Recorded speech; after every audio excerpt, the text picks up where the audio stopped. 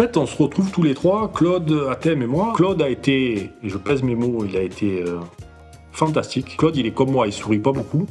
Là, il faisait que sourire. Je dis toujours qu'on aurait pris Lucien Favre avant Claude Puel, ça aurait été une catastrophe. Le premier match de William, et c'est là que j'ai vu que c'était un grand joueur. C'est son premier match depuis je sais pas combien de mois. Premier ballon qu'il touche, il fait un mauvais contrôle, le ballon part à 3 mètres, il essaye de se rattraper, il fait un tacle, carton jaune.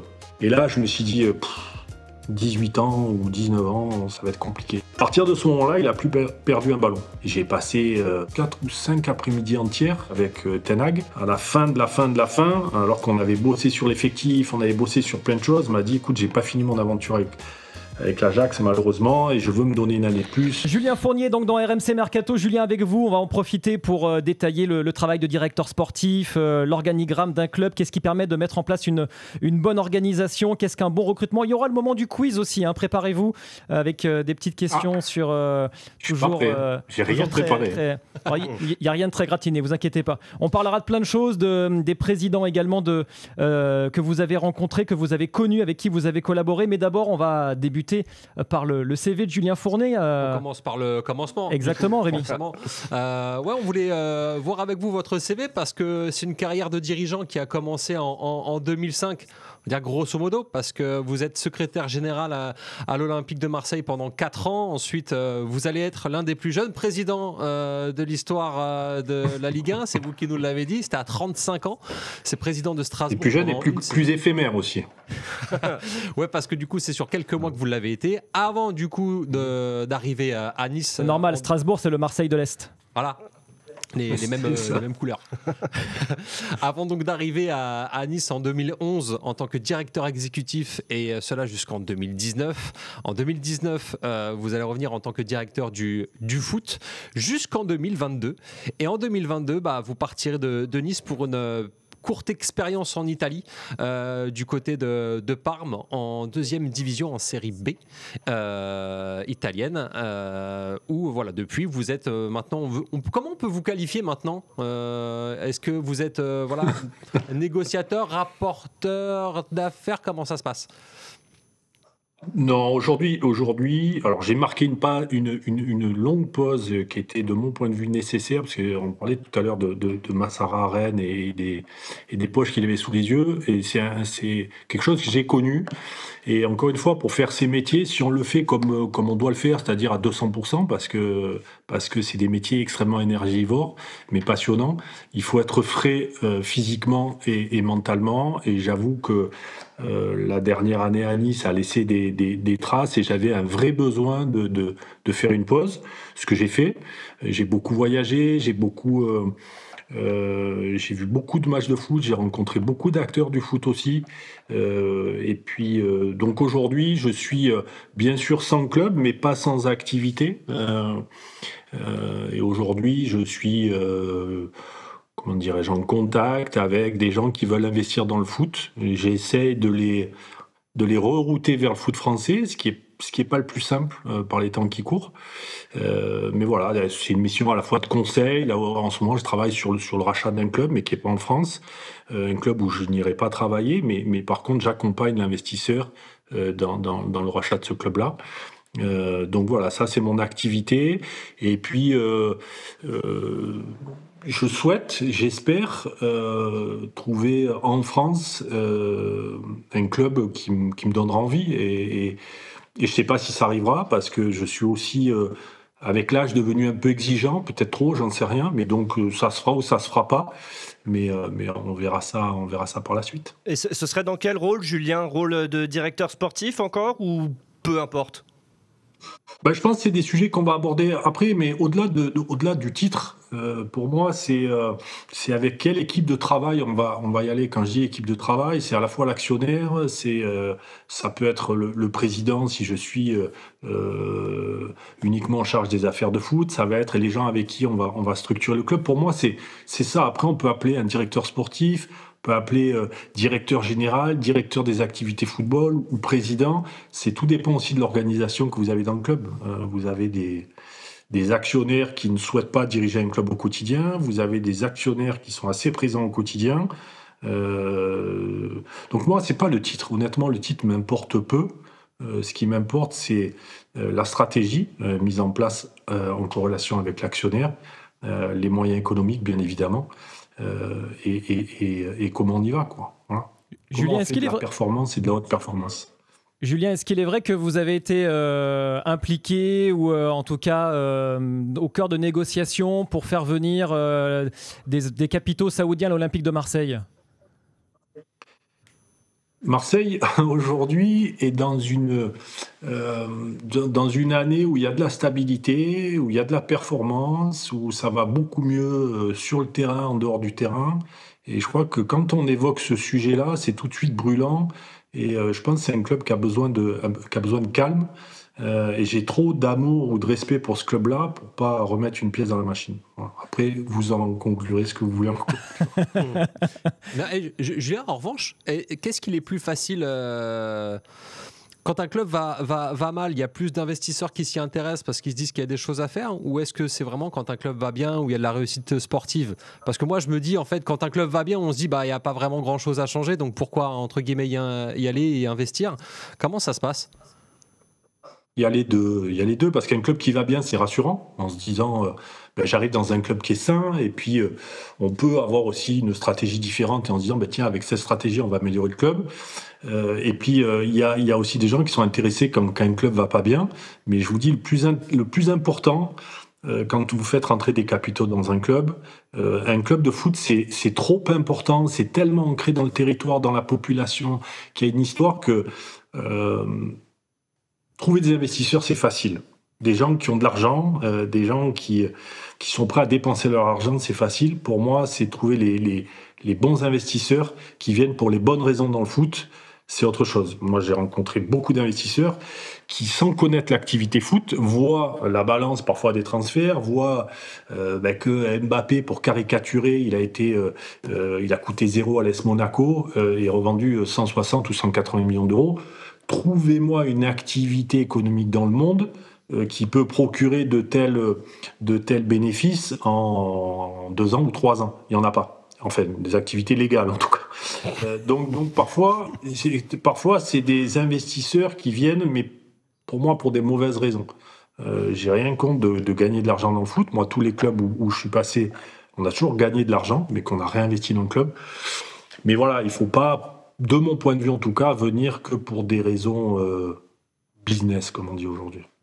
Julien, donc en préparant cette émission, on voulait que vous nous disiez comment faire fonctionner un club et vous nous avez proposé un organigramme pour que les rôles soient bien répartis entre chacun. On va détailler avec vous cet organigramme et on vous laisse tout simplement, il apparaît à l'écran, on vous laisse peut-être nous dire comment vous considérez qu'un club doit fonctionner. Ouais, juste rappeler avant, Julien, je me permets que cet organigramme correspond à celui où l'actionnaire souhaite être président mais sans être présent au quotidien. C'est ce que vous nous avez notifié dans votre mail. Oui, c'est ça, parce qu'on a des contre-exemples qui fonctionnent très bien. Je veux dire, je pense à Lille. Vous avez un président délégué qui est très impliqué dans les affaires du foot et un club qui, aujourd'hui, fonctionne très bien. C'est le cas aussi à l'OM où Pablo est très impliqué dans les affaires du foot. Il est président délégué. Donc après, c'est des organigrammes qu'on doit pouvoir adapter. Moi, je vous parle de ça parce que c'est un peu ce qu'on avait mis en place à Parme. Je trouve que ça fonctionnait pour le coup, à part la relation à l'actionnaire, mais sur le côté opérationnel, je trouve que c'est un organigramme qui est efficient et qui est pour moi taillé pour la performance avec 2 pôles essentiels qui sont le pôle des activités économiques ou des revenus et puis le pôle des activités foot. Et c'est pour ça qu'on appelle directeur du football ou directeur des activités football, même si c'est un terme un peu nouveau dans le foot français. Et ça regroupe l'ensemble des activités foot. Moi, j'aime bien la notion de directeur sportif ou technique, on l'appelle comme on veut, qui est collé à l'équipe 1, c'est-à-dire qui vit au quotidien avec l'équipe 1, qui est à la fois le relais de l'entraîneur et de son staff vis-à-vis de la direction, qui va s'occuper au quotidien du secteur médical, de la performance. Alors je sais que la performance, c'est un mot un peu générique, mais qui va, de mon point de vue, impliquer la préparation physique, la nutrition, l'aspect psychologique, l'aspect récupération d'une manière générale. Le team manager, c'est-à-dire que c'est l'équipe derrière l'équipe, c'est-à-dire les gens qui sont au quotidien au service des joueurs, qui gèrent les équipements, qui gèrent les déplacements, etc., etc. Et pareil, j'aime pas trop les termes anglais, mais j'y suis contraint, les player care, c'est-à-dire il y a tellement aujourd'hui de joueurs étrangers qui arrivent et qui parfois repartent au bout de 2 ans qu'il faut que, de mon point de vue, un joueur étranger, quand il arrive, c'est très difficile, on s'en rend pas compte, d'arriver seul dans un pays étranger sans parler la langue. Je pense qu'il faut qu'il y ait un département, 1 ou 2 personnes, parfois ça suffit, mais qui soient en capacité de faire l'accompagnement de ces joueurs-là, pour qu'ils puissent performer. Et donc le rôle pour moi du directeur sportif va être de gérer ce quotidien-là.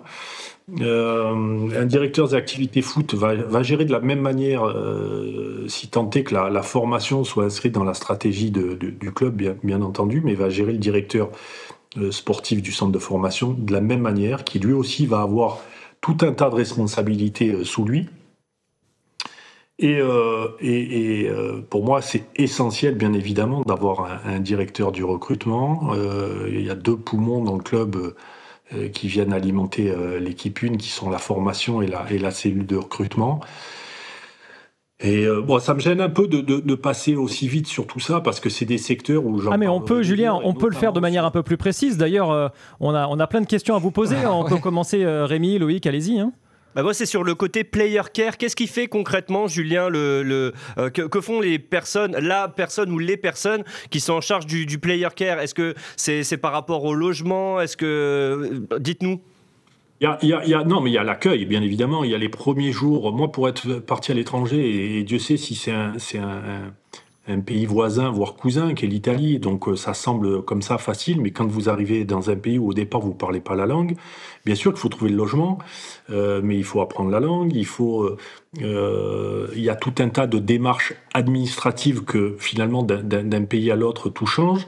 Les joueurs sont souvent des jeunes joueurs qui arrivent seuls, sans leur famille, ou avec une jeune épouse, ou s'ils ont des enfants, c'est trouver les bonnes écoles, c'est le suivi médical, non pas du joueur, parce que ça c'est assuré par le club, mais aussi de la famille, c'est les comptes en banque, c'est le rapport à l'administration française qui est pas toujours simple, et donc c'est un accompagnement aussi. Il y a beaucoup de travail au départ, beaucoup moins par la suite, mais pour moi un joueur et sa famille surtout doit pouvoir compter au quotidien sur une personne du club.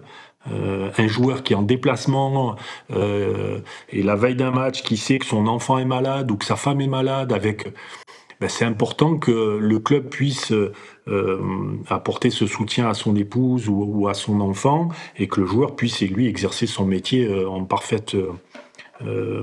libéré mentalement. Voilà, donc c'est...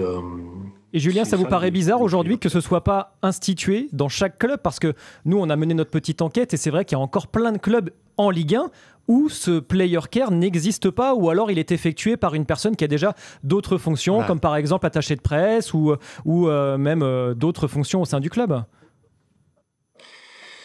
Oui, ça fait partie, pour moi, là aussi, d'un autre très vaste sujet, c'est comment on flèche les dépenses ou les investissements. Et parfois, on va couper sur des postes, pour moi, qui sont des postes clés. C'est pas des gens qui gagnent beaucoup d'argent, mais parfois, les dirigeants ou les actionnaires ont l'impression que c'est un peu du superflu. Moi, je crois que tout ce qui concourt à aller vers la performance, même si on a des difficultés budgétaires dans un club, c'est des dépenses qu'on ne doit pas couper. Voilà. Mais pour moi, ce qui est le plus essentiel là, dans l'organigramme qu'on a présenté, c'est la cellule de recrutement. Pour moi, c'est vraiment le point clé d'un club, vraiment. Alors, comment réussir un recrutement, justement, du coup, Julien Fournier? Comment on fait en sorte de réussir son recrutement? Comment on réussit? Non, c'est très compliqué, voire quasi impossible de réussir en permanence son recrutement. En revanche, moi, je crois beaucoup, ce que je vous disais tout à l'heure à titre d'introduction, j'ai toujours du mal à personnifier la réussite ou l'échec d'un club. Alors oui, et je l'ai été, quand vous êtes directeur sportif ou directeur général ou directeur du foot, vous êtes mis en avant à la fois dans les réussites et les échecs. Mais moi, j'ai l'habitude de dire que à Nice notamment, vous m'enleviez les gens qui travaillaient avec moi. J'étais personne et je peux pas réussir.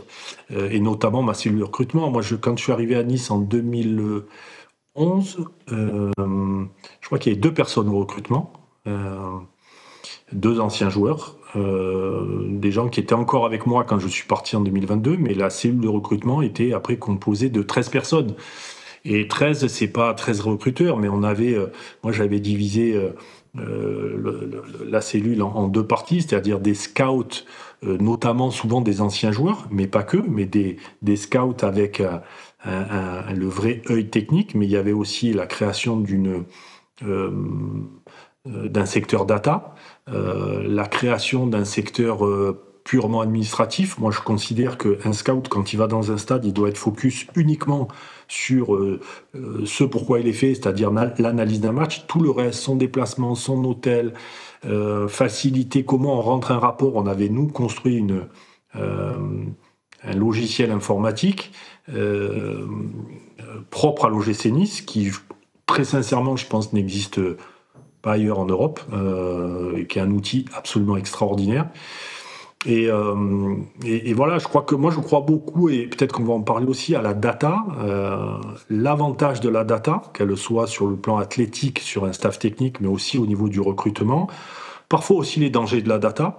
Moi, j'aime bien un secteur data, un secteur scout traditionnel, et j'ai envie de dire presque chacun des secteurs doit pouvoir contrôler l'autre secteur.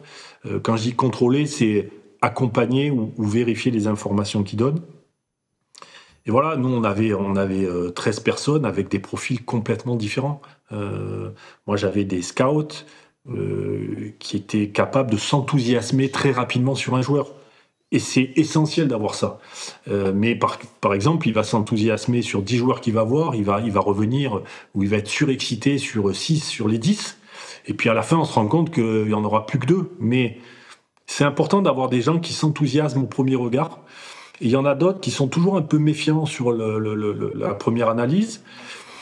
Et parfois c'est un problème, mais qui en revanche sont beaucoup plus, ont un œil beaucoup plus approfondi, beaucoup plus précis au deuxième ou au troisième regard. Et pour moi, la composition d'une cellule de recrutement, c'est ni plus ni moins que la construction d'une équipe de foot. Il faut des complémentarités, que ce soit au poste, que ce soit par rapport à... chaque scout va avoir une affinité ou une affection particulière pour un profil de joueur.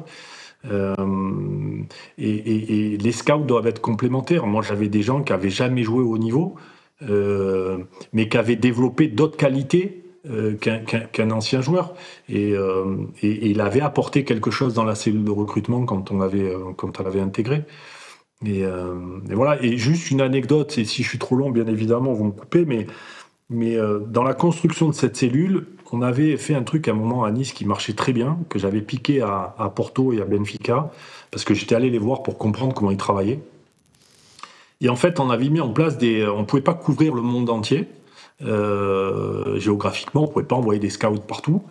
Et les Portugais m'avaient appris une chose, m'avaient dit, écoute, il y a plein de jeunes qui sont des passionnés de foot, mais quand je dis des passionnés, qui sont des vrais passionnés, qui regardent des matchs en entier, qui ont une vraie capacité d'analyse et dont le rêve, c'est de devenir scout.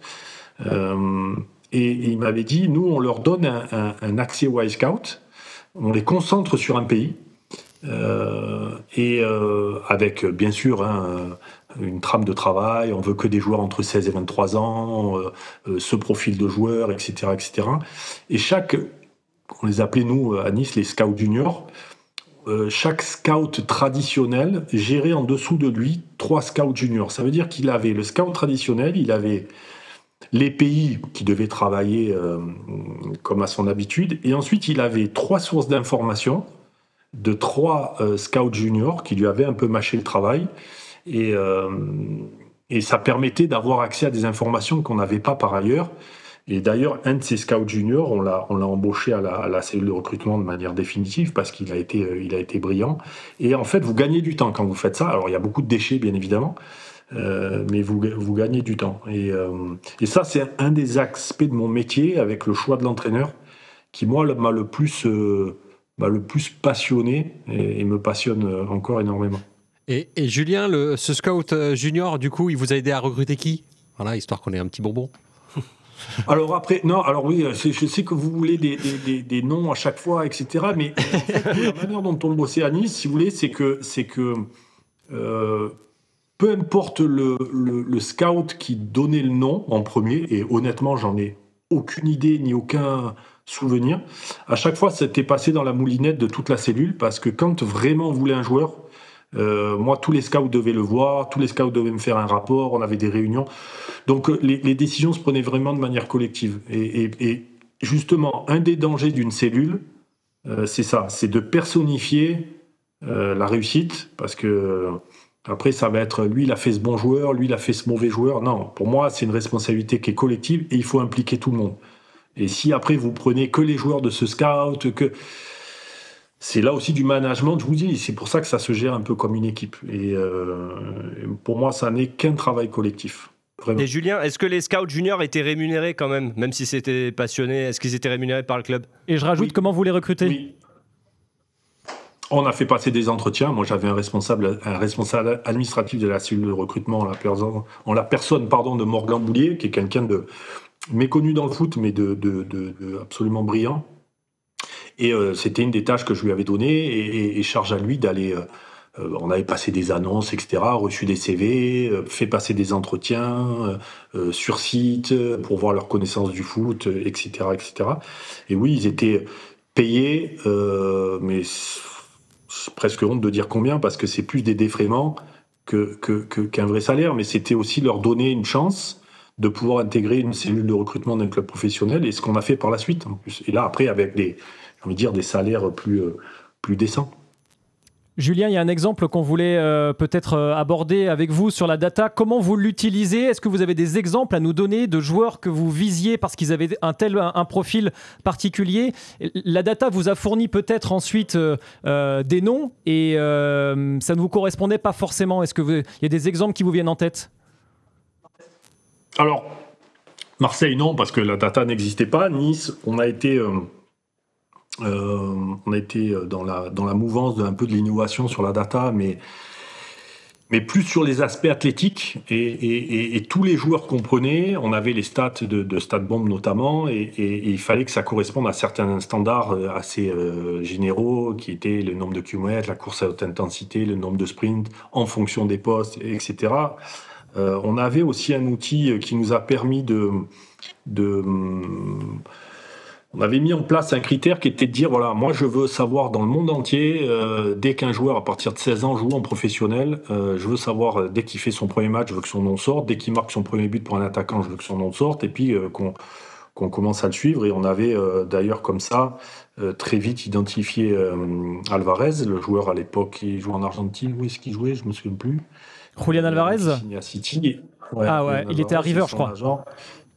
Ouais, et son agent c'était au mois il a dû venir, son agent, au mois de novembre 2021, je pense, dans mon bureau. Bon, après, les aspects économiques étaient un peu difficiles, mais voilà, c'est un joueur qu'on avait découvert par la data, et bien évidemment, mais là, c'était très facile, passer au filtre de nos scouts football. Mais après, non, j'ai une anecdote qui est un peu... C'est pour ça que la data... je la pense indispensable aujourd'hui dans le fonctionnement d'un club de foot, mais c'est tout aussi indispensable de bien l'utiliser. Je vais vous donner un exemple que j'ai vécu il n'y a pas longtemps, puisque, comme je vous disais, après 2022, moi j'ai eu du temps, et j'ai rencontré pas mal de boîtes qui font de la data pour les clubs, et dont une, malheureusement pour vous, mais dont je ne citerai pas le nom, parce que je suis allé les voir pour travailler avec eux, pour voir comment ils bâtissaient leur algorithme, comment étaient opérés des choix. Et donc, ils m'avaient présenté leur méthodologie. Et puis, à la fin, il me dit, on va faire un cas pratique. Décrivez-moi un joueur que vous avez en tête pour voir s'il ressort dans la data.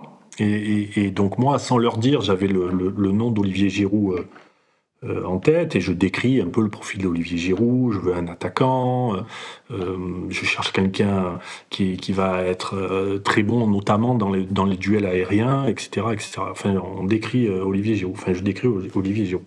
Et il passe à la moulinette ces critères-là et il me sort, je crois, une vingtaine de joueurs et je vois pas d'Olivier Giroud. Incroyable. Et je dois vous dire que le premier nom qui sortait, très sincèrement, je connaissais même pas le joueur. Et il me dit, votre joueur est dans les 20. Et je dis non. Il me dit, c'est quel joueur? Je dis Olivier Giroud. Ça m'interpelle qu'il ne ressorte pas chez vous. Et je crois qu'il était 23e ou 24e, je ne sais plus exactement. Et en fait, bon, pour vous la faire courte, je dis, mais comment ce gars-là arrive numéro 1? En fait, il me dit, mais lui, il a 100% des duels gagnés à la tête. Je dis, ok. Je dis, mais moi, sur 20 situations, par exemple, et on avait tout décortiqué ensuite le rapport, c'est-à-dire que sur les 20 situations données, Giroud, il allait au duel 20 fois.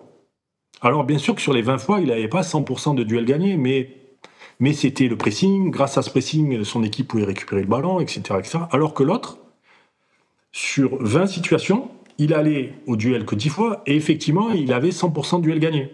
Et donc, en fait, et c'est le danger quand un club fonctionne avec la tout data sans passer par l'analyse ensuite humaine et footballistique, et qui plus est quand ça vient dans les mains d'un propriétaire dont c'est la culture, ça peut être extrêmement dangereux. Donc je répète pour me faire bien comprendre, c'est-à-dire la data, aujourd'hui elle est indispensable. Elle vous fait gagner un temps fou, que ce soit sur l'information ou la description d'un joueur, mais il faut qu'elle soit extrêmement bien utilisée. Et c'est la même chose sur, je vous donne un deuxième exemple rapide.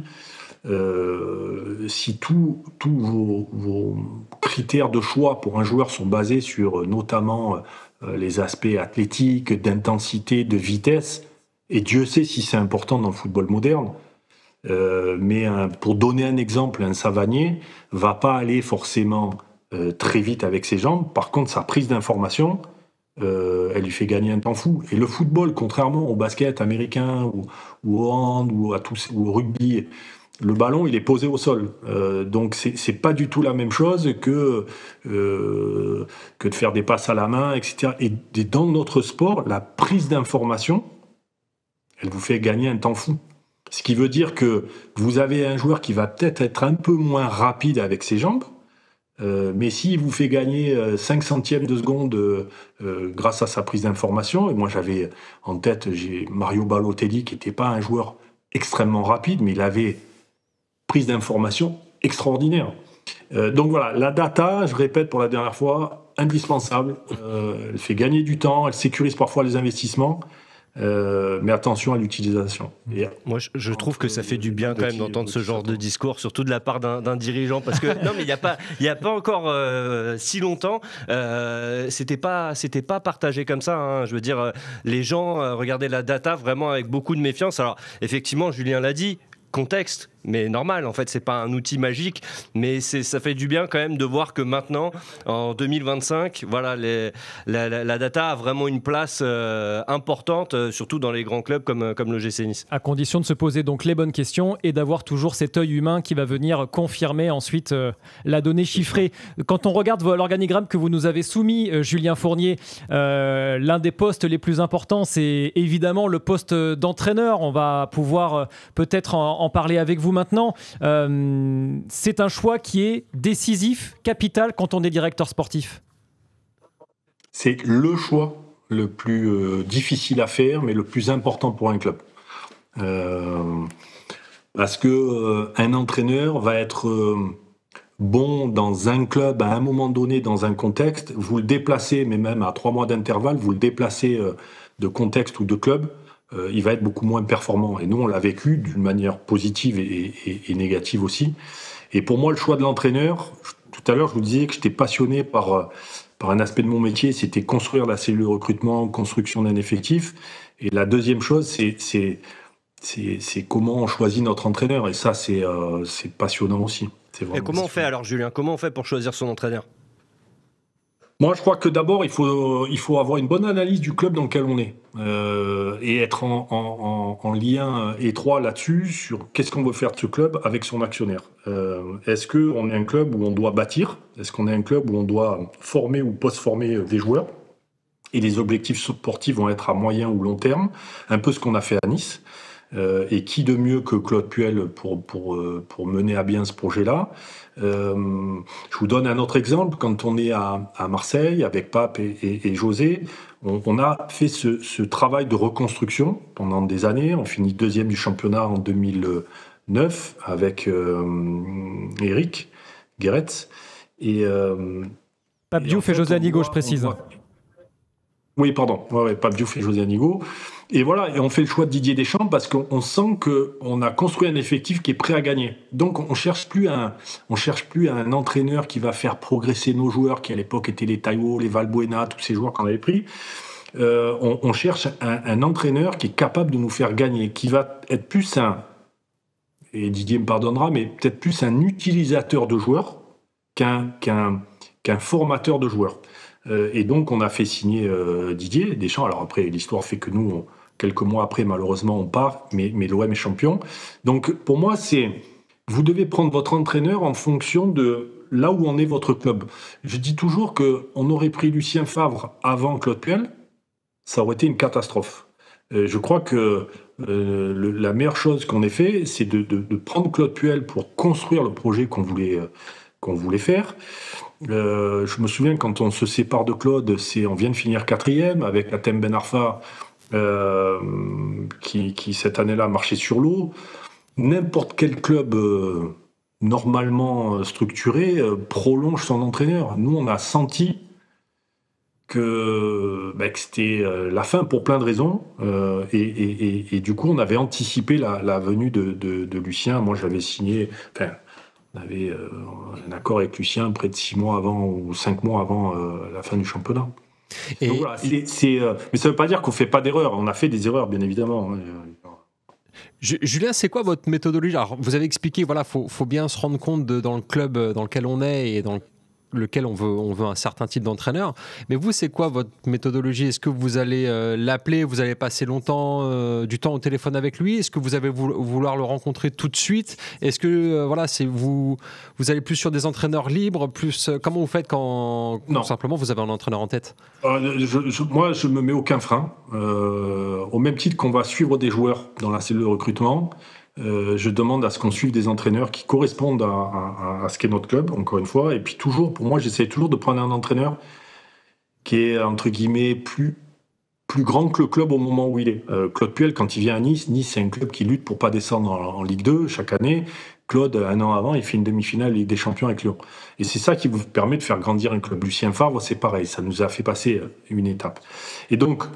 Moi, je demande à mes scouts, pas à tous, essentiellement 2 en qui j'avais une totale confiance et avec qui je partageais beaucoup de choses sur le plan du foot. On peut donner leur nom ? De suivre des...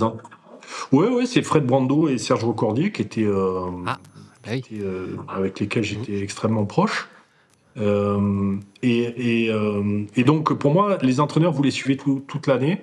Vous attendez pas qu'il soit libre. Moi, je prenais pour habitude, à chaque fois qu'on signait un entraîneur, je lui disais, écoute, moi, mon travail, c'est d'anticiper la suite. Donc, ne sois jamais surpris si tu entends que j'ai rencontré un entraîneur, que j'ai parlé avec un entraîneur. C'est pas parce que tu seras fragilisé, ça n'a rien à voir.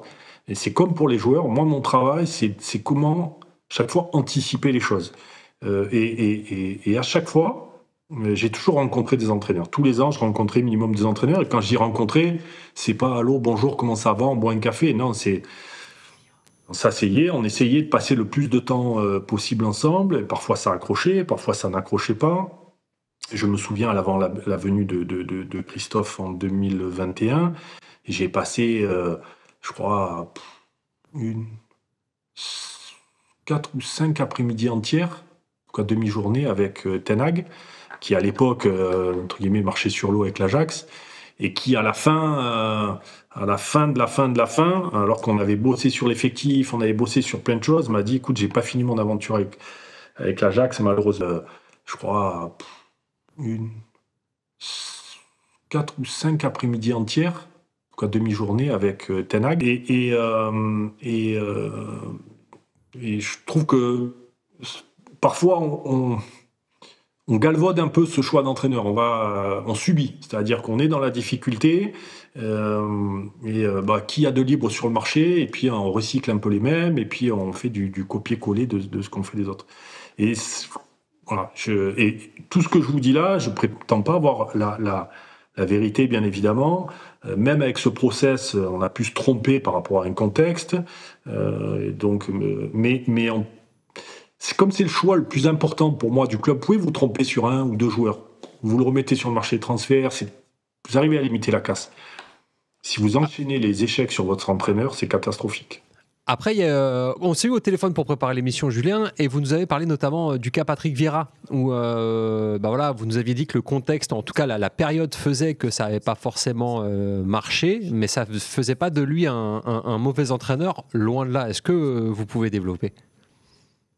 Ouais, mais parce qu'à l'époque, alors il n'y a pas Ineos encore à l'époque, c'était des actionnaires chinois, et on n'est pas un club avec des grands moyens, donc vous êtes obligé d'innover, parfois de prendre des risques, et on avait, je trouve, un manque au club. On avait ce manque de culture du haut niveau, ce manque de fin de compétition, ce manque de caractère, et moi j'étais en admiration totale devant Patrick Vieira, le joueur, parce que je trouvais que dans ses interviews à l'extérieur, il avait un calme olympien, il avait une vraie distance, une vraie sagesse, et puis sur le terrain, je peux pas dire les mots là parce qu'on est à la télé, mais voilà, et j'avais envie qu'il nous amène ça. Et après de me dire, je trouve que j'avais suivi son parcours, je trouvais intelligent de se former à City. Il avait fait plusieurs jobs là-bas. Après, il est parti à New York entraîner une équipe. Donc, je suis parti à New York, je crois, 4 fois pour le rencontrer, pareil, où on est allé dans le détail du détail. Et oui, c'était une prise de risque parce qu'il n'avait jamais entraîné au haut niveau. Et après, malgré tout ça, et je pense qu'on avait bien fait le travail, malgré tout ça, ça n'a pas fonctionné parce que c'est vrai que nous, 6 mois après, on s'en va avec Jean-Pierre, et puis 6 mois après, on revient avec Ineos, où entre-temps, les choses étaient, sur le plan humain, assez distendues, donc c'était compliqué de l'évaluer. Malgré tout, on finit 5e la 2e année, et qualifié pour une Coupe d'Europe. Et voilà, mais ça n'a peut-être pas été la réussite qu'on attendait, peut-être à cause de nous, je pense aussi peut-être un peu à cause de lui, mais voilà, c'est la vie du foot qui est comme ça. Et il y avait une autre chose dont vous nous avez évoqué au téléphone, c'était notamment Roberto De Zerbi, que vous appréciez particulièrement. À une époque, vous avez tenté de le faire venir à Nice. Alors là, pareil, c'est comment ça se passe? Vous pensez à lui? Comment vous le contactez? Vous le contactez directement? Vous passez par ses agents? Vous pouvez nous raconter un petit peu le cheminement de De Zerbi? Roberto, c'est pareil, c'est-à-dire que ça faisait partie des entraîneurs qu'on suivait, dont on regardait les équipes, et à l'époque, c'était le Shakhtar. J'étais assez admiratif, on était assez admiratif de la manière dont il jouait. Je me souviens être allé le voir aussi, il y avait un Monaco-Shakhtar quelques mois avant. Donc on était allé aussi voir son attitude au bord de terrain, etc. Et donc pour tout un tas de raisons, on pensait que c'était un entraîneur qui matcherait très bien avec notre club et nos ambitions, sachant que, sans revenir sur le fond du sujet, mais on savait qu'on ne continuerait pas avec Christophe Galtier. Et donc moi là, pensant moi rester, mon devoir c'était aussi d'anticiper. Et donc oui, je prends contact non pas avec Roberto parce que je le connaissais pas personnellement, mais avec la personne dont il est le plus proche et dont je savais que ça resterait secret. Et on avait commencé à échanger et on avait programmé un rendez-vous. Mais après, comme j'ai senti moi qu'en interne les choses n'évolueraient pas comme je pensais qu'elles pourraient évoluer, on avait mis fin à ça, quoi. Voilà. Julien, vous nous avez parlé du choix d'un entraîneur, de l'organigramme d'un club. Il y a la construction d'un effectif également. On va parler des coups médiatiques que vous avez réalisés quand vous étiez donc le directeur foot et directeur sportif du gym, comment vous avez relancé aussi certains joueurs. Mais plus généralement, quand on est directeur sportif, C'est quoi un bon effectif, un effectif équilibré en termes de nombre de joueurs, en termes de nombre de joueurs par position, en termes d'âge, de pyramide des âges? Concrètement, pour vous, c'est quoi un bon effectif? Je vous répondrai que tout dépend dans le club dans lequel si on est à l'OM, par exemple. Si on est à l'OM, c'est quoi un bon effectif? Ou si on est à Nice, si vous préférez. Il faut gagner. Et non, mais dans un club où il faut gagner, où les résultats, quand je dis gagner, c'est gagner le championnat ou qualifier pour la Ligue des Champions. Vous construisez pas l'effectif de la même manière que lorsque vous êtes un club où vous donnez 2, 3, 4 ans pour être compétitif dans des places européennes. Donc pour moi, il faut toujours un équilibre. Il faut un équilibre entre ce que j'appelle moi les joueurs de club. Alors c'est pas du tout péjoratif.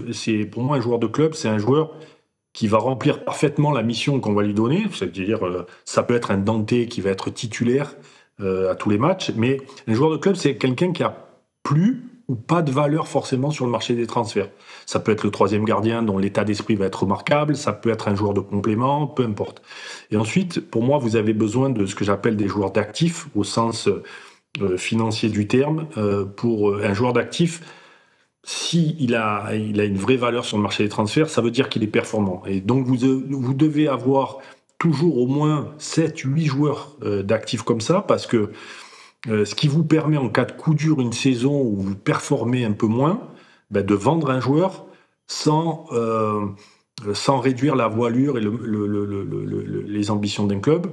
Et ensuite, pour moi, il y a toujours 8 joueurs qui doivent être des jeunes joueurs, qui sont amenés à devenir des joueurs d'actifs, c'est-à-dire qui vont être amenés à être des joueurs performants.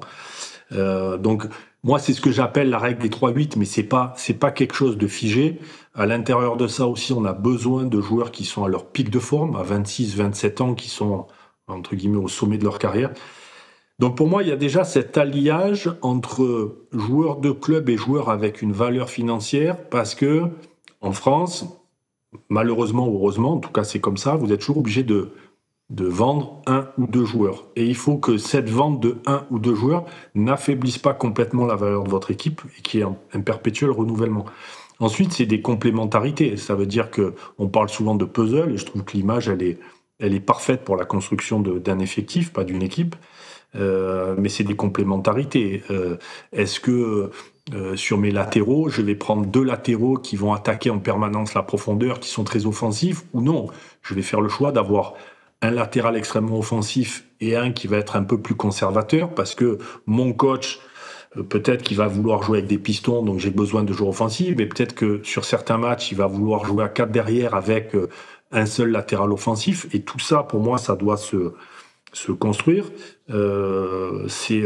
Justement, si j'ai un latéral droit offensif, comme on pouvait avoir Youssef Attal, que je joue dans un 4-3-3, quid de mon excentré droit? Est-ce que j'ai besoin aussi d'avoir quelqu'un qui va coller la ligne? Ou au contraire, quelqu'un qui va être plus en capacité de jouer à l'intérieur? Pour moi, c'est tous ces sujets-là.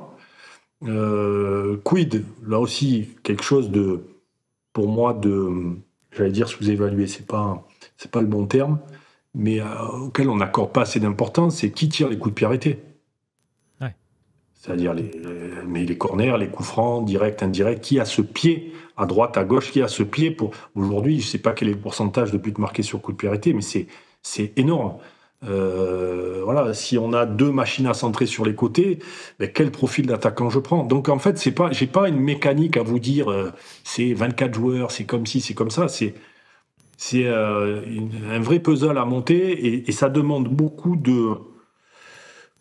C'est pour ça que je vous redirai toujours la même chose. Je ne crois pas à la personne idoine qui sait tout sur tout et qui va décider de tout. Non, pour moi, c'est une équipe de travail qui va en permanence et pas à 15 jours du mercato, à qu'est-ce qu'on fait, qui on vend, qui on achète. Non, pour moi, on avait des réunions toutes les semaines avec la cellule qui était concernée par ça, où on était dans cette réflexion-là. Tout le temps. C'est une réflexion permanente et ça permet aussi d'anticiper. On peut anticiper comme ça à 1 mercato, à 2 mercato, à 3 mercato. On peut aller jusque-là? Oui, par exemple, moi j'avais une autre méthodologie, mais c'était de dire, que ce soit à l'OM ou à Nice d'ailleurs, chaque fois qu'on signait un joueur, moi je leur disais toujours, même avant de faire les négociations avec l'agent, de dire voilà, on va négocier, mais sache que tu vas signer la plupart du temps 5 ans. Les 2 premières années, il n'y a pas de renégociation de salaire, il n'y a pas de départ. C'est-à-dire que, sauf cas bien évidemment exceptionnel, et je crois que j'en ai eu qu'un à Nice, c'était d'Albert, qu'on avait acheté 1,5 million, et puis les enchères étaient montées à 32 ou 33 millions d'euros. Et c'est le seul, je crois, qui restait 1 an et à qui on a donné un bon de sortie, mais qui est pour moi une exception, et je le dis bien à l'agent, ce qui veut dire que vous savez déjà que les 2 premières années, votre masse salariale sur les contrats que vous avez identifiés, elle ne bouge pas, et il n'y a pas de départ. Et ça veut dire que si vous avez un joueur qui casse la baraque la première année, vous savez qu'il va faire la deuxième, mais que vraisemblablement, après, Nice ou Marseille est devenu trop petit pour lui, il faudra qu'il parte. Donc ça vous laisse à minima 1 an pour anticiper ce départ-là. Donc c'est des petites choses comme ça qui font que oui, le but c'est toujours d'anticiper. Si vous anticipez pas et que vous subissez des situations, pour un club de foot, c'est catastrophique. Je réponds d'abord à Coningen, j'ai l'impression, si je ne me trompe pas. Il y aura un replay de ce live avec Julien Fournier, on nous demande sur le chat de la chaîne Twitch. Oui, évidemment, c'est un replay qu'on retrouvera sur la chaîne YouTube, comme à chaque émission. Rémi.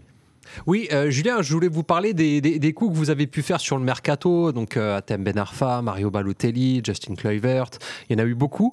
D'ailleurs, au passage, vous avez le bonjour de l'entourage de Hatem Ben Arfa, parce qu'on les a sollicités pour préparer cette émission et essayer d'avoir une petite vidéo.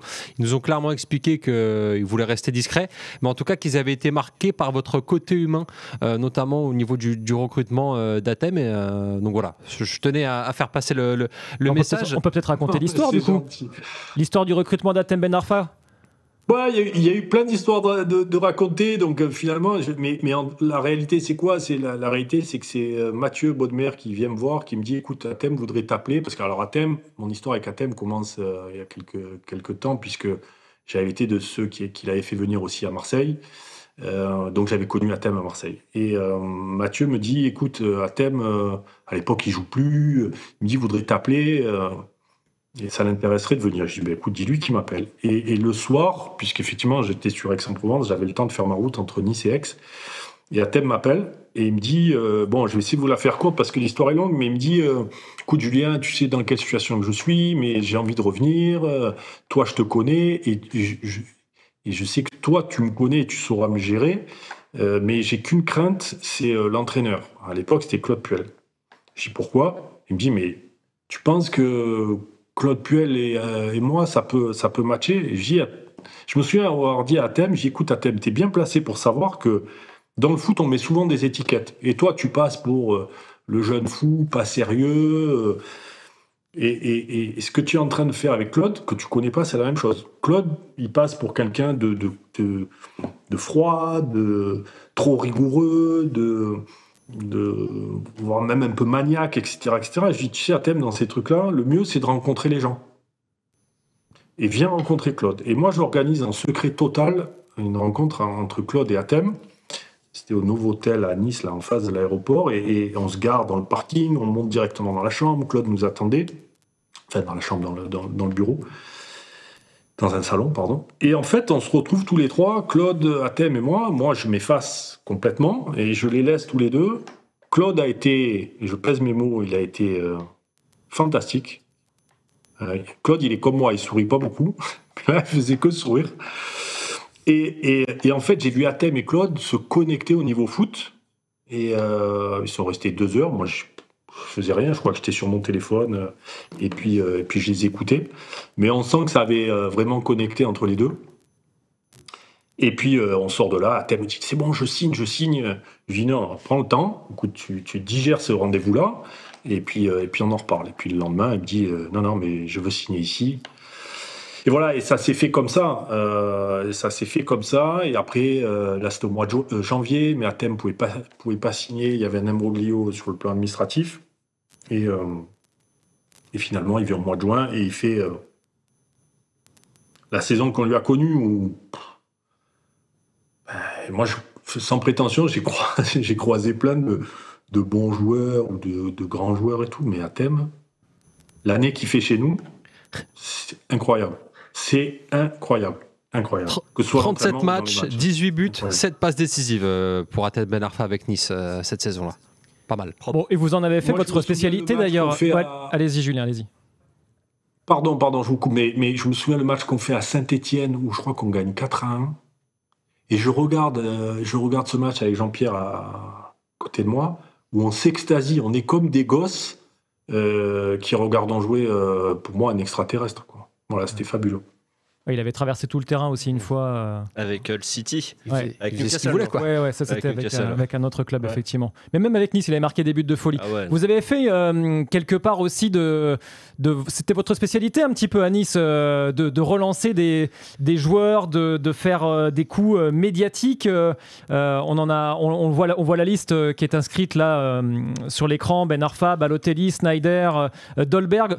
Pourquoi vous faisiez ça, Julien? C'était aussi pour attirer l'attention vers le gym, parce que c'était un club qui manquait peut-être d'impact médiatique, ou parce que vous pensiez que c'était vraiment la bonne idée au bon moment? Non, alors chaque cas est différent. On n'a jamais fait des choix pour un intérêt médiatique, à se dire on va parler de nous, etc. Jamais. Par contre, on avait de grosses ambitions et forcément, on n'avait pas beaucoup de moyens. Et parfois, quand vous nourrissez des ambitions importantes et que vous êtes limité financièrement, vous êtes obligé de prendre ces risques-là. Pour moi, avoir Atem Ben Arfa ou Mario Balotelli ou même Wesley Sneijder à Nice, c'était même dans les rêves, on ne pense pas à ça. Alors il y a eu des réussites, il y a eu des échecs, mais vous citez, là je vois marqué Ben Arfa, Balotelli, Sneijder, Dolberg. Pour moi, William Saliba et Jean-Claire Todibo qu'on prend en janvier, qui sont à cette époque peut-être moins connus, mais c'est la même manière de penser en fait. Expliquez-nous un petit peu justement comment vous faites pour recruter ces deux joueurs-là et comment ça se passe, comment vous y arrivez. Rémi. Ouais, parce qu'on rappelle juste qu'à l'époque, Jean-Claire Todibo est un joueur de Barcelone, il va arriver en prêt à Nice donc, et que William Saliba est acheté par Arsenal, il joue très peu, il va arriver en prêt à Nice aussi. Parce que Dante s'est blessé. En fait, Dante se blesse et on se rend compte à quel point notre vieux capitaine, il était l'édifice de toute cette équipe, parce que depuis sa blessure, c'est une équipe qui s'effrite mentalement, et qui manque vraiment après de qualité derrière, et arrive le mercato de janvier et on a finalement deux choix stratégiques à opérer, et beaucoup de gens au club voulaient prendre un défenseur central d'expérience parce qu'on venait de perdre Dante, voire un ou deux, mais des joueurs d'expérience, et pourquoi pas. Et puis il y avait ce pari, pas le pari de la jeunesse, mais le pari de la qualité et de faire venir des joueurs qui, pour moi, ils ne sont pas calibrés pour Nice, ils sont calibrés pour des clubs beaucoup plus grands que ça. Et donc oui, il y a William qui ne joue pas depuis je crois 1 an ou 6 mois, je ne sais pas. Et JC, pareil, qui ne joue pas lui depuis, puis qui va d'échec en échec. À part Toulouse, il est allé à Schalke, il est allé à Barcelone, mais il ne joue pas, il est en vraie situation d'échec. Et en fait, on a privilégié la qualité. Et oui, on s'est entretenu avec les joueurs. Todibo, c'est un garçon qu'on avait essayé de faire venir quand il était parti de Toulouse. Donc, c'est des joueurs qu'on a suivis, qu'on connaît par cœur, en fait, et dont on a suivi la trajectoire. Et même s'ils sont dans une phase un peu plus compliquée pour eux, les qualités, elles ne se perdent pas. Et donc, on les a pris. Et d'ailleurs, mon grand regret, parce que les deux voulaient rester l'année d'après, mais mon grand regret, c'est qu'on ne les ait pas gardés les deux, quoi. Voilà. Et c'est bien dommage. Quand vous disiez, Julien, donc vous aviez continué à les suivre, ça veut dire que dans vos logiciels informatiques à l'OGC Nice que vous aviez montés, ils étaient toujours dans une case, quelque part, ils apparaissaient en gros en rouge? Toujours. Tout à l'heure, rapidement, je vous ai dit qu'on avait construit un logiciel qui était propre à l'OGC Nice. Et on avait notamment, moi j'avais une liste de suivi où tous les matins, en fait, quand j'ouvrais mon iPad, c'est ce logiciel qui apparaît sur mon iPad, et j'avais toujours cette liste de suivi où il y a peut-être une 30aine ou une 40aine de joueurs. Et en fait, c'est une espèce de, voilà, ils sont en permanence dans ma tête, et voilà. Et donc ça a été facile pour nous de prendre la décision à l'époque. Et je me souviens, le premier match de William, et c'est là que j'ai vu que c'était un grand joueur. On va jouer à Brest le 1er janvier, enfin le 2 ou le 3 janvier, avec un vrai temps breton. Et c'est son premier match depuis je ne sais pas combien de mois. Premier ballon qui touche, il il fait un mauvais contrôle, le ballon part à 3 mètres, il essaye de se rattraper, il fait un tacle, carton jaune. C'est le premier ballon. Et là, je me suis dit, 18 ans ou 19 ans, ça va être compliqué. À partir de ce moment-là, il n'a plus perdu un ballon. Et moi, la capacité de ce gamin à l'époque de se dire, tiens, je fais la pire des entames possibles, dans une équipe qui avait la peur, dans une équipe qui commençait à avoir le bas de classement, etc. Ici, mentalement, extraordinaire. Il a pris la mesure du match, et puis après, il a fait la demi-saison. On parle toujours de la saison qu'il a fait à Marseille, qui était fabuleuse, mais il est allé à Marseille parce qu'à Nice, il a été super performant, quoi. Et quelle paire de défenseurs centraux. Est-ce que c'est le meilleur défenseur central en Europe aujourd'hui, William Saliba, Julien? Je sais pas, moi j'adore Rudiger aussi, hein, mais il fait partie des meilleurs, bien sûr. Il fait partie des meilleurs. Ouais. Alors, il y a un autre personnage qui a beaucoup compté dans la vie de Julien, Rémi et Loïc, c'est l'ancien président de l'Olympique de Marseille, Rémi. Oui, c'est Pape Diouf. Bon, je ne trahis pas de secret si je dis que votre profil sur WhatsApp lui est un petit peu dédié. Si voilà, vous avez une photo de lui, on peut le dire. Parfois, quand les gens ne me connaissent pas et que je vais à l'étranger, ils sont toujours surpris après quand je les rencontre en vrai, parce qu'ils se rendent compte que je ne suis pas noir et que je suis blanc. Parfois, ça surprend. Pas parce que votre photo de profil WhatsApp, c'est une photo de Pape Diouf. Alors pourquoi déjà? J'ai envie de demander à Julien. Alors pourquoi Pape, ça a été... on dit toujours que le foot, c'est un mauvais milieu, où les gens sont bizarres, etc. Pour moi, ça a été une rencontre absolument exceptionnelle, alors qu'on, lui et moi, on partait pas forcément... la première relation n'était pas forcément les bonnes. Quand on m'a parachuté à l'époque à l'OM, il y a toujours une direction bicéphale, il y avait un président et puis une espèce de vice-président qui était... que Robert Louis Dreyfus aimait bien un peu la dualité de pouvoir. Et moi, au départ, je suis plus nommé par le gars qui aime pas trop Pape et qui me dit attention, c'est un ancien agent, oh là là, il croque dans les transferts, toi fais très attention, tu dois le surveiller, etc. Et en fait, là aussi, c'est une anecdote, je pense qu'il va vous plaire, mais la première année où je suis là, on fait une quinzaine de transferts entre les entrées et les sorties, et moi, je fais une énorme boulette pour mon premier transfert, sur un transfert d'un joueur qui s'appelait Eduardo Costa, qui venait de Bordeaux, à qui on devait un pourcentage, enfin bref. Et on transfère à l'Espagnol de Barcelone, et je fais une erreur de débutant dans le transfert, j'oublie le pourcentage, je crois que le manque à gagner, il est d'1 million ou 1,5 million pour l'OM, et je me dis, bah, ça y est, je vais me faire virer, Et donc je vais voir le directeur général de l'époque en disant voilà, il y a ce problème. Ah, ça y est, j'ai la preuve, c'est Pape Diouf qui a pris de l'argent sur le transfert. Je vous avais dit non, c'est pas Pape Diouf. Je dis mais il va me tuer, il va me virer. Et à un moment donné, je suis obligé de... Et je lui dis non, c'est moi. Comment c'est vous? Je dis ben voilà, j'ai oublié ça, j'ai oublié ça. Non, c'est pas vous, je sais que c'est Pape. Je dis non mais monsieur, je suis en train de vous dire. Et là, en fait, bon, j'ai vu que le gars voulait le poste de Pape. Enfin, c'est toutes les histoires politiques de l'OM. Et je me souviens être allé dans le bureau de Pape, et au lieu de... Lui savait pourquoi j'étais là, et au lieu de me tirer les oreilles, ou de me dire... Et en fait, il m'a dit, alors petit, t'as compris? Et je lui dis oui, j'ai compris. Et à partir de ce jour-là, on sait, mais quand je dis plus quitté, c'est plus quitté. Moi, j'ai rencontré quelqu'un sur le plan humain qui est... fabuleux. Je connais pas quelqu'un dans le monde du foot ou dans la vie de tous les jours qui m'a dit ah Pape Diouf, sale mec, Pape Diouf ceci, Pape Diouf cela. C'est quelqu'un qui fait, c'est incroyable, hein, qui fait l'unanimité. Et puis après sur le plan boulot, bon voilà, moi je me suis mis à côté de lui, j'ai regardé faire, j'ai appris, j'ai fait l'éponge parce que c'est comme ça qu'il faut faire.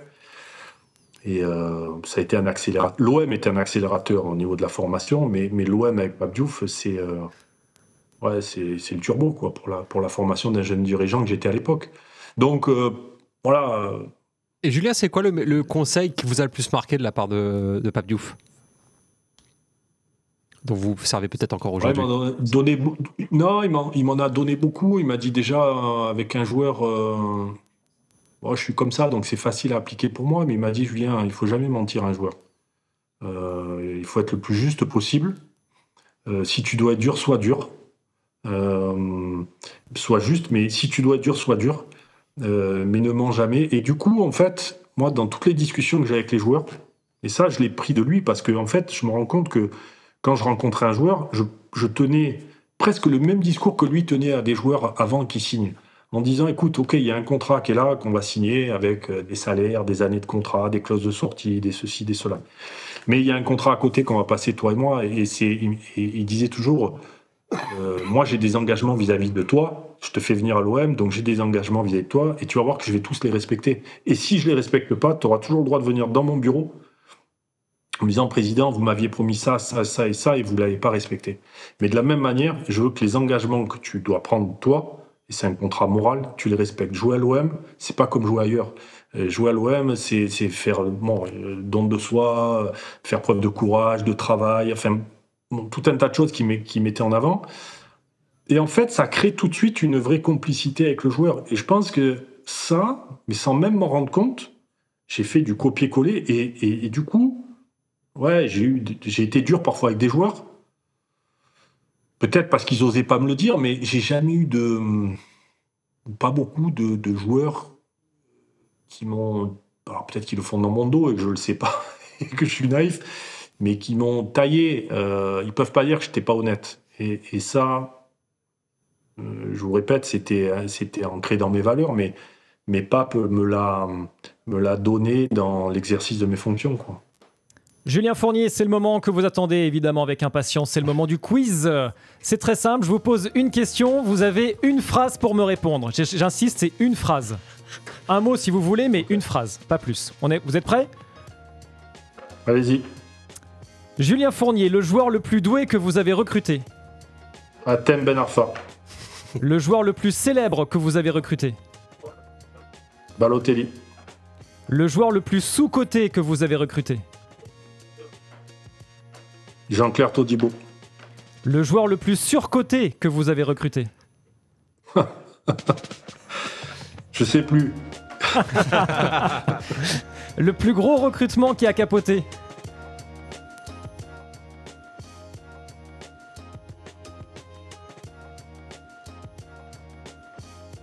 Ah, j'ai pas de souvenir. Non, on a raté un joueur qui était Hakim Ziyech à l'époque, mais parce qu'il voulait pas venir à la fin.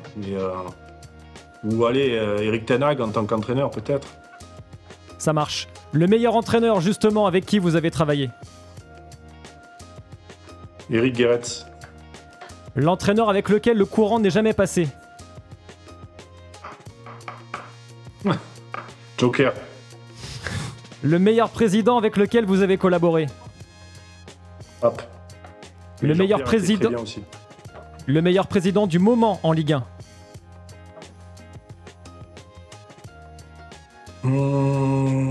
J'aime bien ce que fait Olivier Létang. Ouais, je dirais Olivier Létang. Le meilleur entraîneur du moment en Ligue 1. De Zerbi. Merci beaucoup Julien Fournier, merci d'être venu dans RMC Mercato. Pas sympa les jokers, hein. Pas sympa. C'est moi qui vous remercie. Merci Julien. Ouais, merci beaucoup Julien. C'est pas sympa les jokers que vous avez utilisés.